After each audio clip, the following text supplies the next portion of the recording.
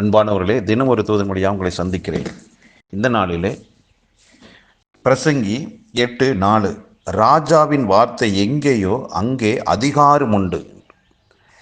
இந்த வார்த்தை கேட்டுக்கொண்டிருக்கிற ஆண்டவராய் இயேசு கிறிஸ்துவை சொந்த இரட்சகராய் ஏற்றுக்கொண்டிருக்கிற ஒவ்வொருவரையும் ஆண்டவருடைய வார்த்தை சொல்லுகிறது, இப்படி அழைக்கிறது. நம்மை அவர் ராஜாக்களாக, ஆசாரியர்களாக அழைத்திருக்கிறாராம். இது தேவனுடைய நேரடியான அழைப்பு. அப்போது ஆண்டவரை ஏற்றுக்கொண்ட அவருடைய பிள்ளையாகிய நமக்கு தேவன் எப்படிப்பட்ட ஒரு அதிகாரத்தை கொடுத்திருக்கிறார்? ராஜாவாக அழைத்திருக்கிறார். அப்போ பிரசங்கி சொல்லுகிறார், ராஜாவின் வார்த்தை எங்கேயோ அங்கே அதிகாரம் உண்டு என்று. அப்போ நாம் ராஜாக்களாக இருக்கிறபடினால் நம்ம வாயிலிருந்து புறப்படுகிற ஒவ்வொரு வார்த்தையும் அதிகாரம் நிறைந்ததாகவே காணப்படுகிறது.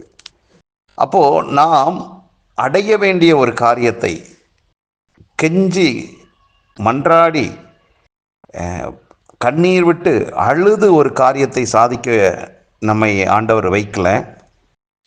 அதிகாரத்தோடு கர்த்தருடைய நாமத்தை பயன்படுத்தி அதிகாரத்தோடு நாம் சொல்லும்போது அந்த வார்த்தை நடக்கிறது.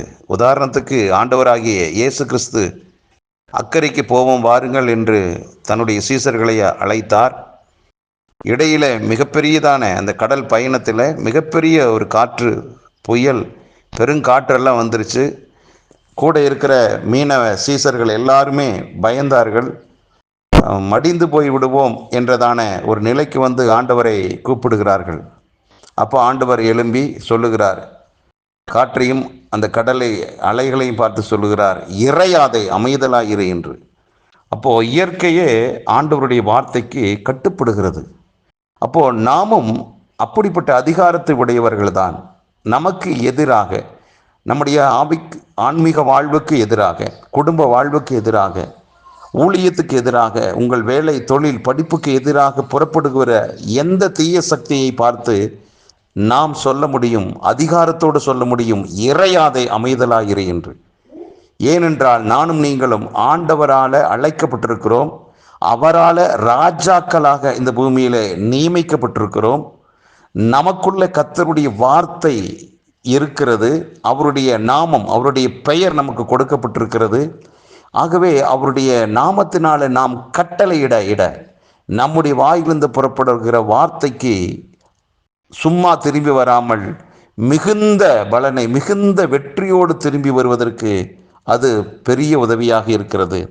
ஆகவே நாம் பிரச்சனைகளை கண்டு சோர்ந்து ஒரு இடத்தில் அமர்வதற்காக தேவன் நம்மை அழைக்கல. ஏனென்றால் நாம் ராஜா சோர்ந்து போயிட்டா நாடே சோர்ந்து போயிடும்.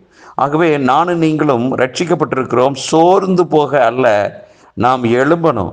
நமக்கு வரக்கூடிய பிரச்சனைகள், நம்மை சுற்றி இருக்கிற மக்களின் பிரச்சனைகளுக்கு எதிராக இயேசு கிறிஸ்துவின் நாமத்தினாலே அந்த பிரச்சனை பார்த்து சொல்வோம், இறையாதே, அமைதலாயிரு என்று. வியாதியை பார்த்து சொல்வோம், விலகிப்போ என்று. நெருக்கடி பார்த்து சொல்வோம், விசாலம் உண்டாகும் என்று சொல்லுவோம். இப்படி எந்தெந்த பிரச்சனைகள் என்று நம்முடைய கண்களுக்கும் மூளை அறிவுக்கும் தெரிகிறதோ அதை பார்த்து இறையாதே, அமைதலாயிரு என்று சொல்ல அந்த எல்லையை தாண்டாது, நமக்கு எதிராக வராது. ஆகவே அருமையான தேவப்பிள்ளையே, உங்களுக்குள்ள அபிஷேகம் இருக்கிறது, உங்களுக்குள்ள கர்த்தருடைய அழைப்பு இருக்கிறது, தேவனுடைய வார்த்தையின் வல்லமை உங்களுக்குள்ள இருக்குது. உங்கள் நாவை பயன்படுத்துங்க. ஒரு மனமாய் இயேசு கிறிஸ்துவின் நாமத்தை பயன்படுத்தி இறையாதே, அமைதலாயிரு என்று சொல்ல நீங்கள் வெற்றியின் மேல் வெற்றியை சுதந்திரித்துக் கொள்வீர்கள். ஏனென்றால் நீங்கள் ராஜாக்களாக இருக்கிறீர்கள். இதை கேட்டுக்கொண்டிருக்கிற ஒவ்வொருவரும் அவரால் அழைக்கப்பட்டு அபிஷேகம் பண்ணப்பட்ட ராஜா. ஆகவே பயப்படாமல் கர்த்தருடைய வார்த்தையை தைரியமாக சொல்லுங்கள். எதை அடைய வேண்டுமோ அதை சீக்கிரத்தில் நீங்கள் அடைவீர்கள். வெற்றி உங்களுக்கு சொந்தமானது. பரலோக பிதாவே, எங்களை ஆண்டவரே ராஜாக்களாக இந்த பூமியில் எங்களை அழைத்திருக்கிறீர். நாங்கள் அரசாளுவோம். ஆவிக்குரிய ஆமாண்டவரே, ஒரு நல்ல வளர்ச்சியை நாங்கள் காண இருக்கிறோம். எங்கள் வாழ்விலே, குடும்ப வாழ்விலே, தனிப்பட்ட வாழ்விலே வளர்ச்சியை காண கர்த்தாவே நீர் அதிகாரமுள்ள வார்த்தை எங்கள் கையில் கொடுத்திருக்கிறீர். நாங்கள் பயன்படுத்தி வெற்றி மேல் வெற்றியை சுதந்திரித்து கொள்ள உம்முடைய வார்த்தை எங்களுக்கு பெரிய உதவியாக இருப்பதற்காக நன்றி. இதை கேட்டுக்கொண்டிருக்கிற ஒவ்வொருடைய வாழ்விலுமே அதிகாரமுள்ள கர்த்தரின் வார்த்தையை பயன்படுத்தி வெற்றிகளை சுதந்திரித்துக் கொள்ள வேண்டும் என்ற வெளிப்பாடு கிடைப்பதாக, கண்கள் திறக்கப்படுவதாக. இயேசு கிறிஸ்துவின் நாமத்தை ஜெபிக்கிற நல்ல பிதாவே, ஆமென்.